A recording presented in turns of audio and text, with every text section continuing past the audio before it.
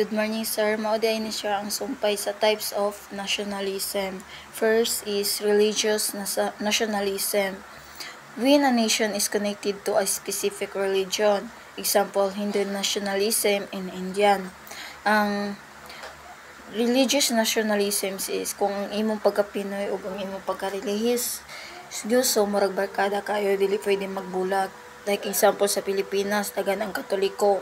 Para nila ang pagkamaayong Katoliko mao na pud ang pagkamaayong Pilipino.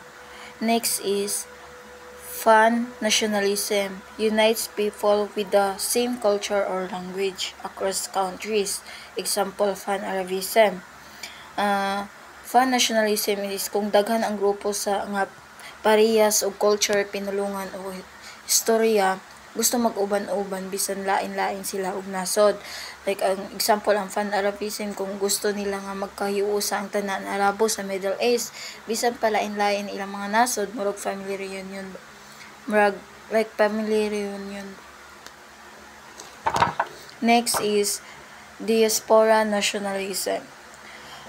Nationalism among people living outside their homeland, example Jewish Zionism. Ang diaspora nationalism kung ang mga Pinoy nga nasa layo nga lugar, grabe kaayo mo support sa Pilipinas bisan pa wala sila dito nagpuyo.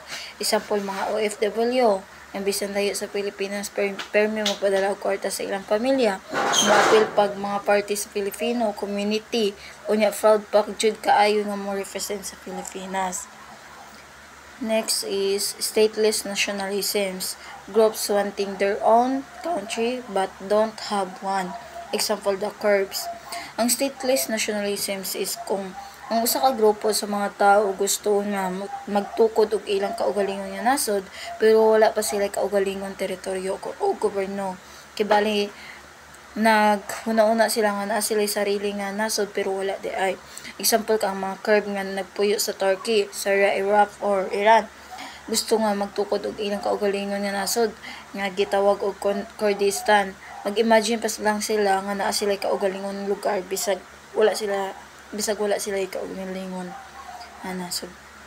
Next is nationalism conservatism, focuses on keeping national traditions and values. Example, Poland's conservative politics. Ang national conservatism is kung ang usa ka grupo sa mga tao gusto nga ipadayon ang mga tradition, kultura or moral nga value sa ilang nasod. Like old school ba? Example, ang mga politiko nga gusto nga ipadayon ang mga traditional nga pamilya, values, reliyon o kultura sa Pilipinas, gusto nila nga dili mausab ang mga butang. Next is revolutionary nationalism, fights for freedom from foreign control. Example, Philippines Revolutions 1896. Ang revolutionary nationalism kung ang usa ka grupo sa mga tao andam nga makig-away o magrevolusyon aron magkapot ang mga kagawasan o independence sa ilang nasod. Ready sila nga makiglaban unya ready sila makig-away. Example, ang mga Filipino nga nag-alsa batok sa mga Espanyol aron makabot ang mga kagawasan sa Pilipinas, mga bayan or parehas ng mga bayani. Next is left-wing nationalism. Left-wing nationalism makes nationalisms with socialist ideas. Example, Cuba under Fidel Castro.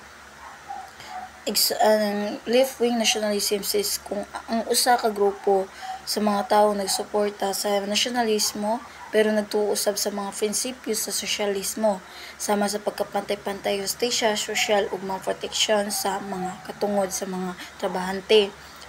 Example, ang mga politiko nga gusto nga protektahan ang mga lokal nga negosyo ug trabaho, bisan programa sa gobyerno aron matabangan ang mga pobre para patas ang tanan.